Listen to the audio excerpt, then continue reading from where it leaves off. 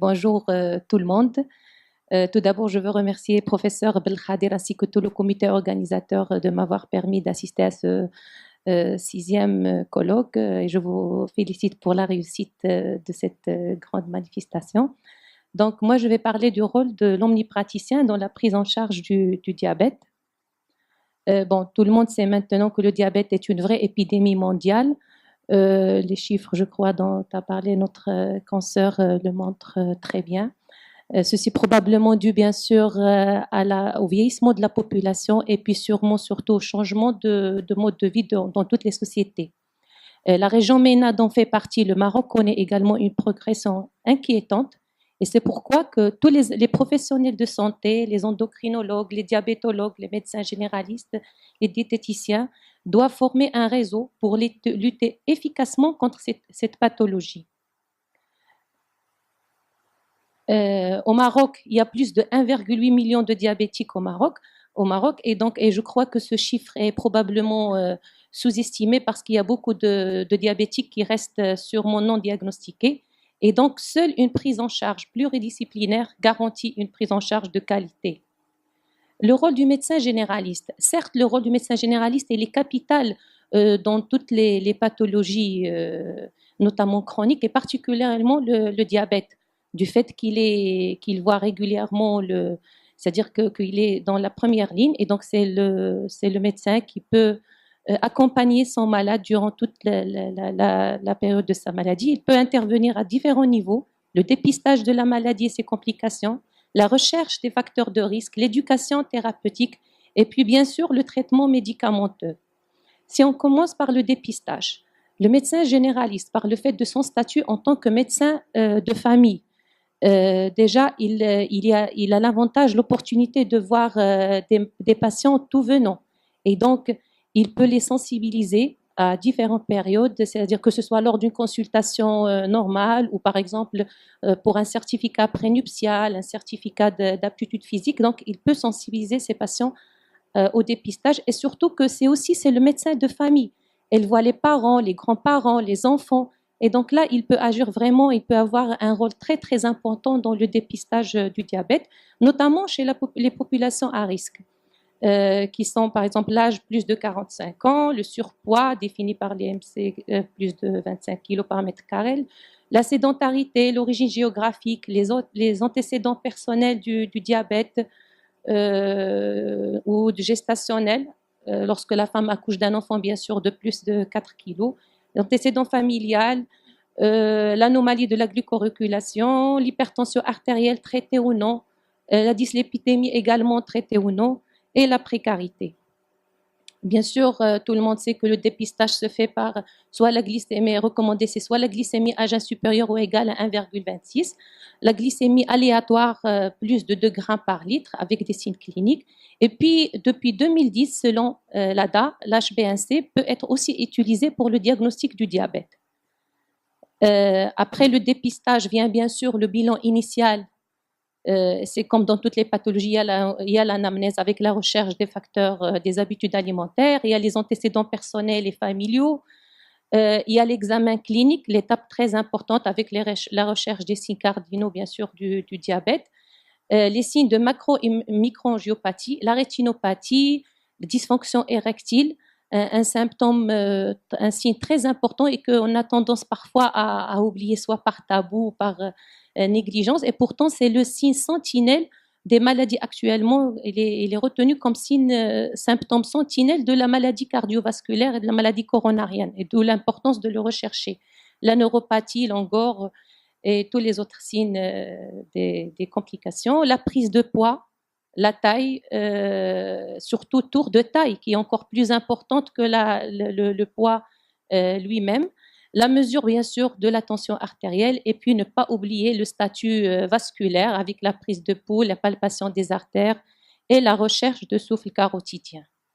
Bon, bien sûr, le médecin généraliste a aussi un rôle très important dans la détection et la prévention des complications avec la surveillance de l'atteinte des organes cibles, la recherche des comorbidités, l'hypertension, l'insuffisance rénale, la dépression, l'hépatite et ainsi de suite.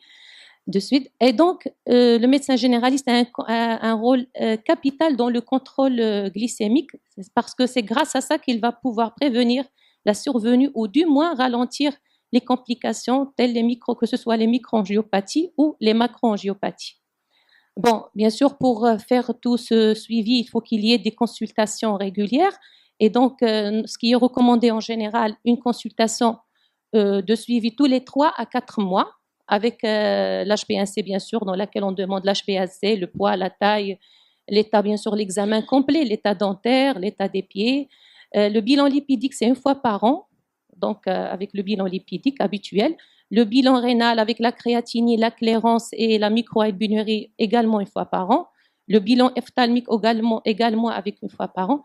Et puis le CG de repos 1 fois par an. Et si besoin, bien sûr, complété par un ECG d'effort ou une échographie cardiovasculaire à la recherche, bien sûr, des maladies coronariennes et surtout également de l'ischémie myocardique qui est souvent silencieuse chez le diabétique. Donc, vraiment, il faut aller la chercher. Il ne faut pas attendre qu'elle soit manifeste.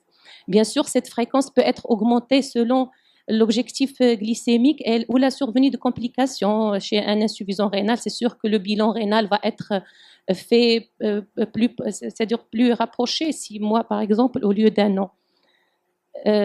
Voilà, bon, donc tout ce suivi, c'est bien sûr pour atteindre les objectifs qu'on a tracés au début, qui sont le niveau, par exemple, pour l'HbA1c, le niveau 6,5 à 7% pour l'adulte jeune, 7 à 8% chez le sujet âgé et les terrains à risque cardiovasculaire.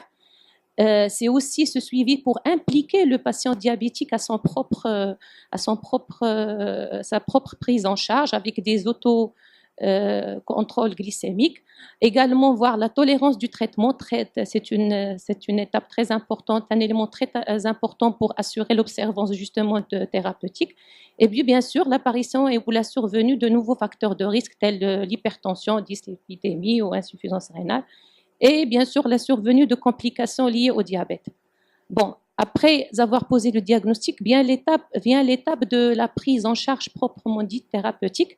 L'éducation thérapeutique représente bien sûr la base de la prise en charge de toutes les maladies, particulièrement les maladies chroniques telles le diabétique. Et le médecin généraliste joue un rôle très très important dans cette éducation thérapeutique. Il peut agir sur plusieurs niveaux, à commencer déjà quand on découvre le diabète, bien sûr, par expliquer à son patient ce que c'est le diabète, les complications qui peuvent survenir de façon simple et explicite, sans bien sûr affoler le malade, mais également pour l'avertir de l'intérêt d'un suivi rigoureux, lui expliquer également ce que c'est l'hypoglycémie, les risques qu'il peut avoir et comment bien sûr y remédier, surtout lorsqu'il utilise par exemple les sulfamides ou l'insuline.